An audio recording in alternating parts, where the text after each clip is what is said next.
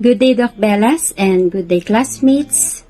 Our group were assigned to discuss to you the legal basis of private education, and I am tasked to discuss the complementary role of private and public education.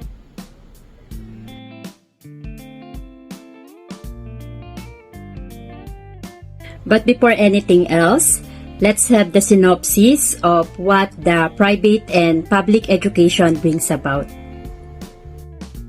In private education, we're number 1, innovation and specialization.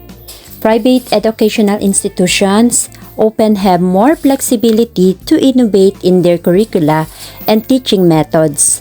They can specialize in niche areas such as arts, technology, and specific pedagogical approaches, providing unique learning opportunities.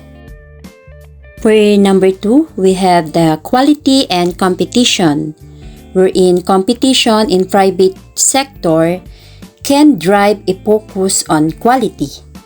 Private schools and universities often strive to provide high-quality education to attract students and remain financially viable.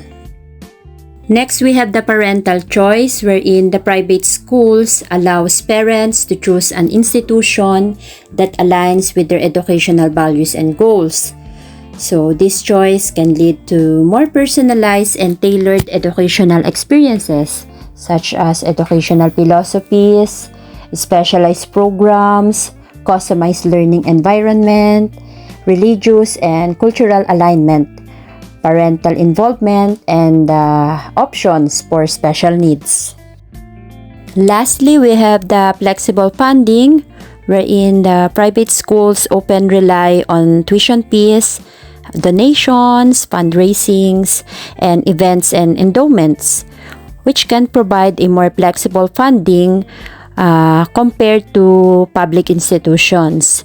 So ultimately, the flexibility in funding for private schools allows them to cater to the specific needs, interests, philosophies of their school community. In public education, the first thing is the accessibility, wherein public education as fundamental components of the educational system aims to provide accessible education for all students. So it's typically accessible to a broader cross-section of society, including those who may not afford private school tuitions. So public school promotes inclusivity and equity by serving a diverse population. Next is the regulation and accountability for public schools, which are supposedly subject to strict and variety of regulations and accountability measures. It ensures that they provide quality education and use public resources responsibly, which can help ensure educational standards and equal opportunities for all students. For the third one, we have the resource allocation, which public institutions often receive government funding, which allows more extensive infrastructure, resources, and support services. So this means the effectivity of the resource allocation in public schools is essential to provide equitable and high-quality education for all students. So it requires careful planning, budgeting, and transparency in the allocation process to meet the educational needs of diverse students, populations, and the support goals of the school district. So this benefits students with various needs. Last one, we have the social cohesion, wherein the public schools can foster social cohesion by bringing together students from diverse backgrounds, fostering understanding and tolerance. So, public school by their nature are intended to serve as an institutions that promote social cohesion and unity. So, they play a vital role in preparing students to become responsible, engaged citizens who contribute positively to their communities and society as well. And now that you hear the roles of private and public education, Let's have their complementary roles.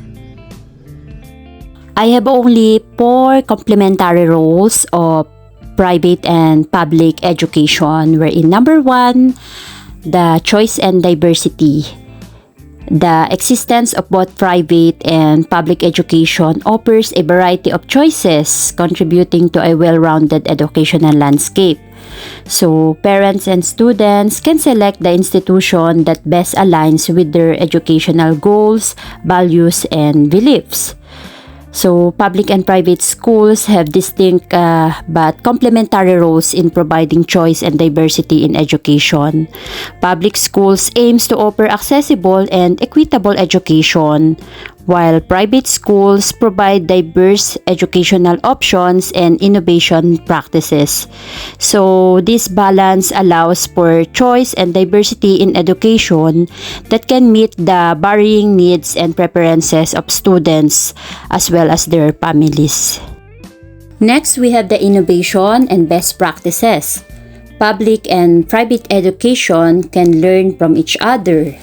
So, innovations in one sector can be adopted by one another, leading to overall improvement in educational system. So, in essence, private and public schools can form partnerships, share knowledge, and collaborate to improve education through innovation and adapt of best practices. So, by learning each other's successes and challenges, they can contribute to the development of a more effective and dynamic educational system. In addressing diverse needs, the two sectors can cater to different learning needs. So, private schools may specialize in areas like the arts and technology, while public schools aims to provide a more comprehensive education for all. So, complementary roles of private and public schools in addressing diverse needs contribute to a more comprehensive and flexible educational landscape. So, together, they can help ensure that students with various backgrounds, abilities, and interests can access educational opportunities that suits to their unique requirements. Lasting in the complementary role of private and public education is the pressure for improvement. So, healthy competition between private and public education can incentivize both sectors to continually improve their quality and services. The interaction between private and public schools creates a competitive and adaptive environment that encourage a continual quest for improvement, resulting in enhanced educational options and better outcomes for students. So now, let's have the last part of my discussion, wherein, in conclusion, private and public education serves as a vital components of a nation's educational system, which with its unique strength and roles. So, when they collaborate and learn from each other, they can contribute to a well-rounded, accessible, and high-quality education for all students of all backgrounds. So, the collaboration and competition between private and public schools foster a balanced and adaptable educational system that benefits students, families, and the broader community. Ultimately, their complementary roles contribute to a more robust and responsive education system that addresses the diverse needs and aspirations of learners. Thank you very much for listening. This is Mrs. Rosa Madonna El Licodan. God bless us all.